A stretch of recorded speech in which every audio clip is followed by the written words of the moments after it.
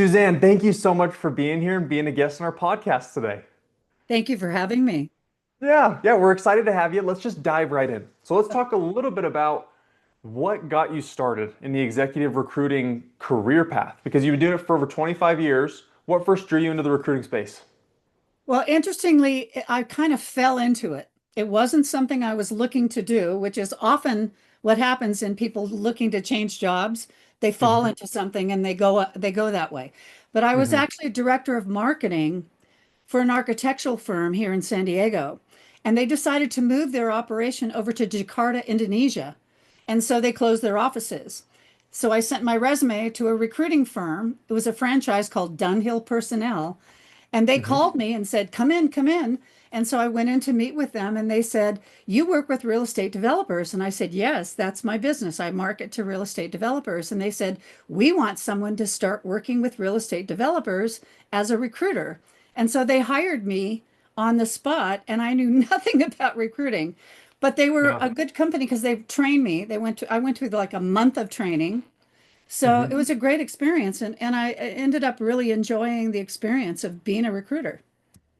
Amazing. Amazing. Let's talk about, I mean, you don't have to have this answer on mind, but is there a moment or an experience that shaped your approach to helping candidates and clients? Yeah, very much so. And Yeah. it had a lot to do with understanding the corporate hierarchy in companies Okay. because I worked a lot in the building industry. Hmm. And in the building industry, there's a lot of older, good old boys who kind of run the businesses, at the helm of a lot of building industry companies. And a lot of them are kind of old-fashioned in their thinking. And so I started having to really identify not only just companies, but divisions of companies that I wanted to work for and divisions I did not want to work for because of their leadership. Mm. And a lot of leadership is very toxic in the corporate environment. And I decided very early on that I didn't want to be a rich recruiter and just place anybody in any job. I wanted to make sure that I was working with great clients who cared about the people that worked for them and who really had a great culture that allowed them to grow and to flourish in that environment. And that was hard to find. It was Mhm. hard to find, especially early Yeah. on in my career. Yeah. I bet. I bet. Thank you for sharing that. And I Yeah. mean, it's always interesting to see what kind of shapes the way that you approach your career. And I think it would be good to, before we dive in any deeper, what, just so that listeners know, who's your typical client and who's your typical candidate? I know you kind of hinted at it at the start of Yeah. your career, but right now, who does that look like? I mostly place executives, Hmm. C-level, everything Hmm. from maybe a CFO to a COO to a CMO, Hmm. chief marketing officer, CTO. So Yeah. anyone at the sort of director to CEO level. And most of the candidates that I've worked with have also been executives. Yeah. And so that's been kind of my wheelhouse. Yeah. Yeah. Okay. Perfect. Perfect. I'm happy that the audience can have a good idea there Yeah. and see where you're coming from when you're talking about current situations and things that we're talking about. But Yeah. let's talk about a trend. What's a trend or a challenge that you're seeing in the spaces that you're currently placing in? Well, I work a lot in the startup space. Hmm. And we could talk about that for another hour. Yeah. Startup space is very challenging. I've worked with clients all across the country. I mostly work in the US. I have clients in New York, California, all over the country.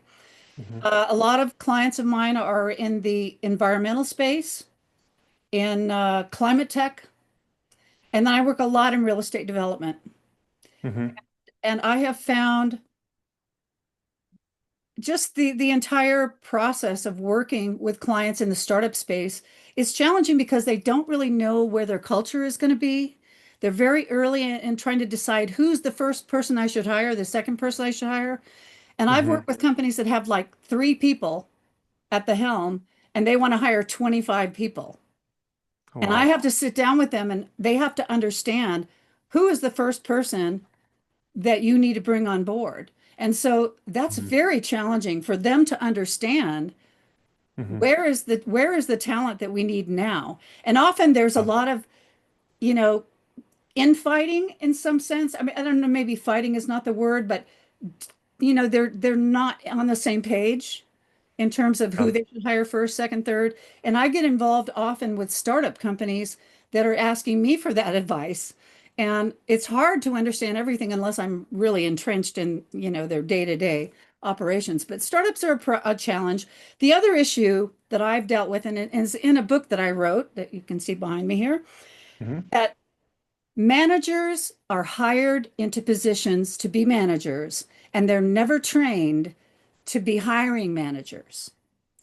They don't understand how to hire effectively. And they're just thrown into that job because they got promoted. Hmm. Maybe a guy was a software developer, and all of a sudden now he's managing 10 software developers.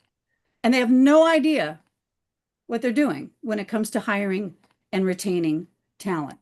So that's another challenge that I see all the time. It's been for 30 years that I've been seeing that. And so Yeah. helping manager to understand how to do it properly so their biases don't get in the way, their personal issues that they don't like somebody who has a mustache or a beard like Yeah. and they don't want to hire. Yeah. I mean, Yeah. seriously, I have seen some of the stupidest reasons on the planet why someone doesn't get hired because their Yeah. name is Bob and she was married to a guy named Bob, so she's not going to hire him. Yeah. So there's a lot of very subtle things that are very hard to pin down that I try to help candidates when they're in the hiring process. But anyway, Yeah. No, I think it's a great point for yeah, people, also for candidates to know, right? Not only for the companies, but for the candidates to know when they're looking at a job. Hey, just because they're hiring you doesn't mean they're the most qualified person to look at your background. So you do need to make sure to explain things right and appeal to what they're looking for specifically.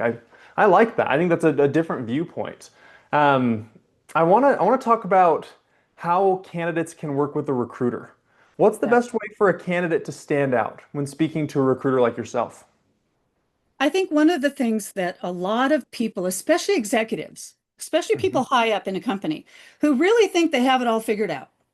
They're good at what they do. They've been doing it for a long time and they're accomplished. And I love Hmm. people who are accomplished. Those people I love talking to and being around. And but the Yeah. problem that exists is they think that they know everything when it comes to going out and finding a job. And they get kind of thrown into like a, confusion when all of a sudden they are in the job market because they don't know what employers really are looking for. And the bottom line that I explain to them, your credentials are there. It's on paper. They can see what you've done and what you've accomplished. And yes, you need to talk about your accomplishments. That's a huge part of the interview process. It's not, Yeah. I was an accountant and I did accounting. Like, doesn't tell anybody anything, right? Right. What did you Yeah. accomplish? Did you save the company money? Did you make the company money? And so Hmm. what I see is the thing that executives forget about is creating rapport, Hmm. is going into an interview and finding that commonality, something about that person that you go, oh, your kids play soccer? So do my kids. Wow, that's cool. You're into classic Corvettes? Wow, that's very cool. I just saw that on your LinkedIn profile. Yeah. That's where you connect. And that's what a lot of executives don't think about. They think, well, I'm so accomplished. I don't need somebody to like me. I just want them to look at me and say, you could do the job and I'm going to hire you. Guess what? People hire people that they like. That's Yeah. pretty simple, but it's true. I've Yeah. had many clients where I knew right away they were going to hire a candidate from me because they said, Hmm. I really like that guy. And I Hmm. go, oh, wow. Okay, I'm going to get a fee. I'm going to get paid Yeah. for this one because I already Yeah. know she's going to hire that guy. Yeah.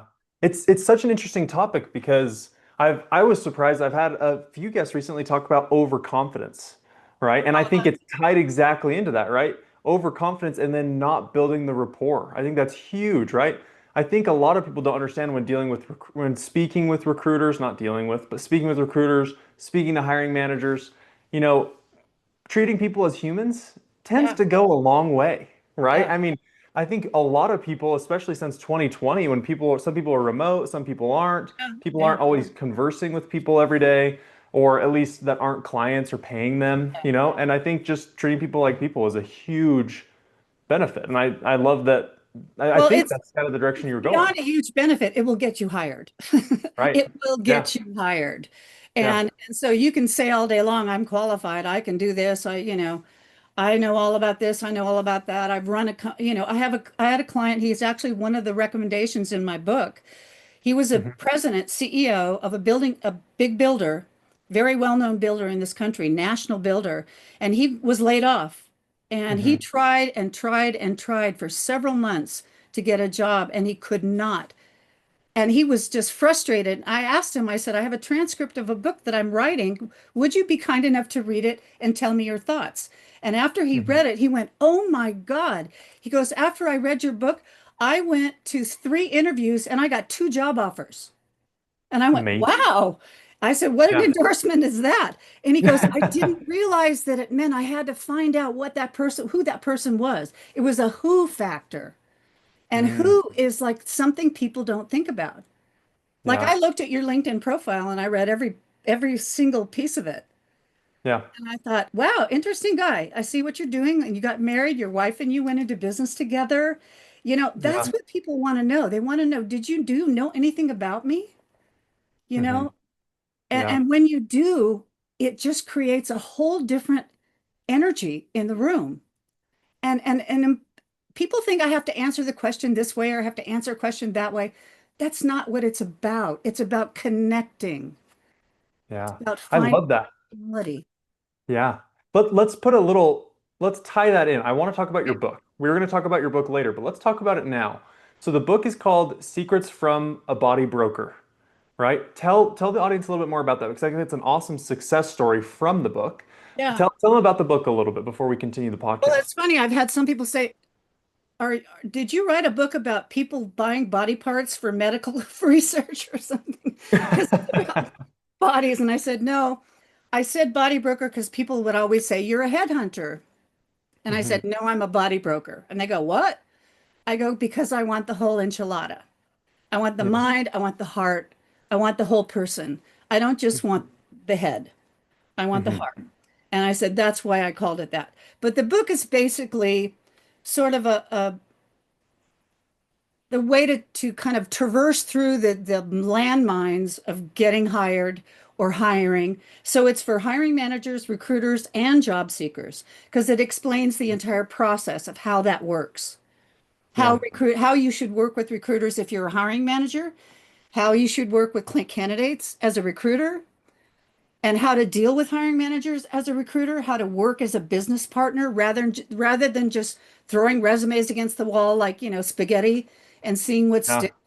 Instead, you actually Yeah. become a business partner with your clients and you listen and you understand the internal workings of that department and that company so that you can find someone who's going to fit. Because job descriptions are not important. It's people that are important and how people, you look at a job description, it doesn't make any difference. So I can look at 10 guys who are CFOs, but which Right. one is going to be the right one that fits into that company? And so Yeah. that's really where I think they lose it. You lose, and there's discrimination every day, all day long in the hiring process, and you can't get rid of it. Because, Hmm. like I said, if somebody's husband that she divorced name was Bob and she's interviewing a guy named Bob, she might not hire him just for that simple, stupid reason. So Yeah. discrimination exists and you cannot get rid of it. If you want to Hmm. hire a guy who's got a Stanford MBA, that's who you're going to hire. And that's when employers tell me quietly, this is what I really want. And so what am I going to go out and look for? I want to look for Yeah. what they want, but I also want them to understand that isn't necessarily the best qualification for a Hmm. position. But there's biases. Everybody has bias. And so Yeah. that's part of it. You can't get rid of it. So you have to navigate it Hmm. no matter whether I think it's such a good point. yeah. I love what you're saying there. I mean, how it's relating to me totally. It's related but unrelated. But my wife and I are deciding on a name for our daughter. We have a little baby girl due Oh, in cool. February. And Congratulations. thank you. And it's the same thing, right? You don't know you have biases until, somebody's named Bob or you're trying to decide your daughter's name. And I bring up a name. My wife says, no, no, no. We can't name her that because of this. Or she wants to name it. I said, no way. We're not naming her that name because of this person or this thing I know or this show I Yeah. watched. Yeah. So But is it's so sometimes relatable. experience growing up tells you who you are, gives you a who you are kind of Yeah. experience. And so you bring that into everything. You bring it into your home, you bring it into your job. You can't separate the two. And Hmm. I think a lot of part of why I do what I do and love doing what I do because I want to help people. I really want to help people. I don't want to Hmm. just make money. And a lot of recruiters are just out there to make money. Hmm. And there's so many subtleties that are involved in helping a human being traverse all that insanity, to get through a job interview. And maybe they're doing a panel interview with 10 people. How do you do that? And a recruiter's job is to help them navigate that. And Yeah. that's my job. But I have a lot of recruiters who come to me and say, "Can you get me a job?" And I go, "No, I can't because I don't work for you. I work for employers." But I'm Hmm. happy to give you career advice. I'm happy to help you navigate your career, and give you advice to figure out what to do next. But I can't get you a job because I don't get paid by you. I get paid by employers. So that's Yeah. something that a lot of job seekers don't understand. They reach out because I get reached all the time, all day long. I get, on LinkedIn, people reach out to me saying, "Look at my credentials. Here's my resume. Help me." And I feel bad because I can help them kind of navigate that, but I can't get them a job. Yeah. Yeah. Because you don't have every position available. I mean, it's one of the reasons we I can started this only look podcast, for, yeah, I can right? only look for what employer is asking me to look for, and it can be very specific, you know. Yeah. So I have Yeah. to I have to dial it down to find exactly, as close to what they're finding they want, and if it's realistic also. Yeah. True. True. A Well, lot of job let's descriptions are very unrealistic. That's another hour. Yes, that's true as well. That's true as well. We might have you on for another podcast to dive into that one. Yeah. Um, let's talk about. I'm really fascinated with your background as a certified clinical hypnotherapist as Mhm. well. And how does that play into your work with clients and candidates? Well, I actually got certified for myself because I just wanted to learn about it. And I Hmm. found out that it's not woo-woo science at all. It's actually very effective. And especially with stress and anxiety. I Hmm. mean, hypnotherapy has helped people quit smoking and drinking and all sorts of like issues that you can go to a therapist for years and never end something that's an addiction. And through hypnotherapy, literally like 6 sessions, you can be done. And so it works. And Hmm. especially for stress and anxiety. And that's really where I've used it with some clients, especially executives, because they get extremely stressed when they lose their jobs. At a Yeah. high level, it's much harder for an executive to get another job, too, much Hmm. harder than it is for someone at a lower level. There's only very few positions at the top, right? Hmm. And finding that right one is even harder than it is for someone who's a secretary or, you know, middle Yeah. management person.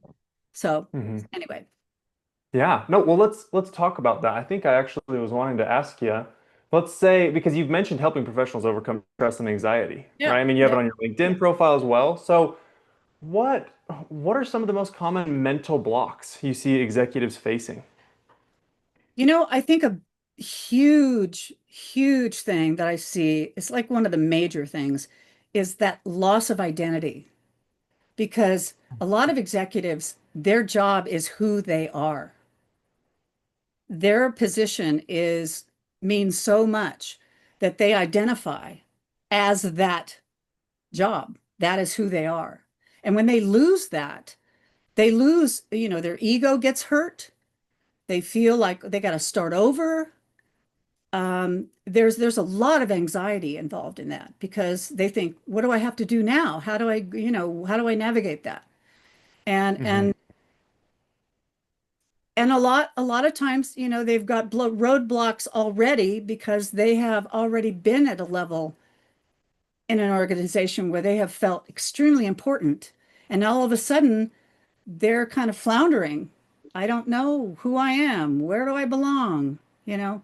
So a lot of it Hmm. is really identity crisis. It's sort of an identity crisis. And so I try to help them through that in a number of different ways. Yeah. I love that. I love that. I think it's really common. I mean, with everybody, not even just executives, but a lot of No. people associate their identity with their career, Oh right? And yeah. then when something changes, there's a shift, it's really hard Yeah. for them to overcome that. So, um, A crazy What? side note, just to share a crazy side note. Yeah, I, please. I've been a professional singer my whole life. Okay. I, I did that as a profession for 40 years. That was my job. I Hmm. traveled all around the world. And when I stopped singing, I went through a major crisis because I was a professional singer my whole life. And I lost that identity. And that was really hard for me. I had a Yeah. hard time navigating that because that's what all the people that I knew saw me as. Hmm. And so I totally understand it from a personal perspective. That's all. Yeah. No, thank you for sharing that. I love the personal touches in the podcast and hearing kind of how it relates to you. Um, let's talk about let's say for those going through uncertainty or burnout, right? Yeah. What's one simple mental reset technique you'd recommend them using today? Well, there are a lot of things out there that, people talk about how to reduce stress and anxiety. Obviously, hypnotherapy is a wonderful way to do that. Hmm. I use it on myself because hypnotherapy is really just teaching yourself how to hypnotize yourself. Okay. And all it is just quiet meditation. Hypnotherapy is nothing more than meditation at a deeper level, where you try to take yourself to a moment where you're not thinking about anything and you're just feeling. And that's Mm-hmm. really hard to do. And so part of it is really trying to help people understand how to be in the moment, to be mindful, to not be affected by all the noise. And that's something that takes a little bit of practice. But Hmm. I think that's really important, especially when you're going through such a major transition. I mean, changing jobs is like buying a new home, losing a loved one. I mean, moving out of the country. I mean, it's a major, major thing. And a lot of people kind of play it down, but it's a seriously traumatic experience to go through that because you don't know what's coming next. And so there's so Hmm. much uncertainty. So having an ability to just be calm, finding a way to be calm by meditating or trying to be mindful to live in the moment, not think about anything else around you, but also to be open to looking at clarity. Clarity is another part of it. Clarity means that you have to sit down and look at your life and look at your experiences, your career, your personal life, your family, because you can't separate those. And I hate people that think they can. It really drives me crazy because somebody can have Yeah. like a great family life. I'm a great father, but they treat their employees like crap. That is not Yeah. to me integrity. That's not someone who's living a life of a good life. And so I Hmm. try to help them to understand that they have to get clear on what is it that really moves you every day? What are you passionate about? What do you want for Yeah. your family? Do you want to be a road warrior and never see your family? What is it that's important to you that centers you so that when you get up in the morning, you want to go to work? And so a Hmm. big part of it is understanding what you love about your life and what you don't like about your life, what you don't like about your career, what you don't like about where you've been professionally, and Hmm. how to realign yourself with a company or with an organization that is going to offer you a better work-life balance or a better, obviously culture. Hmm. All of those things were always important to me. And I and Yeah. I and I see and watch a lot of recruiters nowadays because I started doing this before technology. I literally started as a recruiter when I had to drive out to a construction site to find a construction manager. I couldn't find Yeah. him on LinkedIn. There was no LinkedIn. It didn't exist. Yeah. It did not exist. So for me, Hmm. it was really always connecting with human beings. And Hmm. nowadays, you don't have to. You can text somebody or you can send a DM and you never have to see them in person or never have to have a real conversation. And I think that's gotten lost in this profession. It's gotten very Hmm. lost. Yeah. Especially with AI. I mean, that's a whole other subject as well, but I've seen a lot with just job applications, AI kind of Yeah. just overwhelming things and not helping as much as it could, right? I mean, I think there's a lot of good that comes from it as well, but taking out Well, the personal aspect is hard.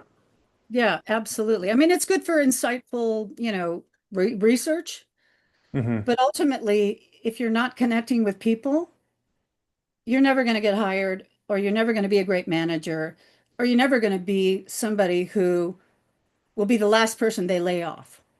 Hmm. You'll be one of the first people they lay off because Right. you understand how to connect with human beings on a daily basis. And that's like after you get hired, there's a whole new, that's another hour, right? Yeah. After you get hired, how do you keep your job? And Hmm. I coach people on that as well. Hmm. I Don't like that. yeah, don't do what's just expected of you. Never. Yeah. Yeah. Well, I appreciate all of your insights. We hit a lot of different points, Yeah. a lot of different areas. I hope the audience loved hearing about it. And I want to give the audience a chance to know, if there's a candidate or a client, potential client for you that's listening and wants to hear more from you, what's the best way for them to reach out to you or find you? Well, I'm obviously on LinkedIn. I've been on LinkedIn since day one, Hmm. since they opened their doors. Yeah. And I use LinkedIn for my recruiting. Hmm. So that's a great place, but they can also email me. I can give you all that information. They can email me. Yeah. Uh, but yeah, I'm happy to work with clients or candidates. If I'm able to be of support Mhm. to them, I'm more than happy to. Perfect. Well, Suzanne, thank you so much. Thank you for being a great guest. Hopefully we'll have you on again. It looks like we've already got a few ideas Oh, for the yeah, next one. I've thrown a few out there, haven't I? No, it's perfect. Thank It's you for perfect. inviting me. Thank you Yeah. so much. Appreciate it. Thank you.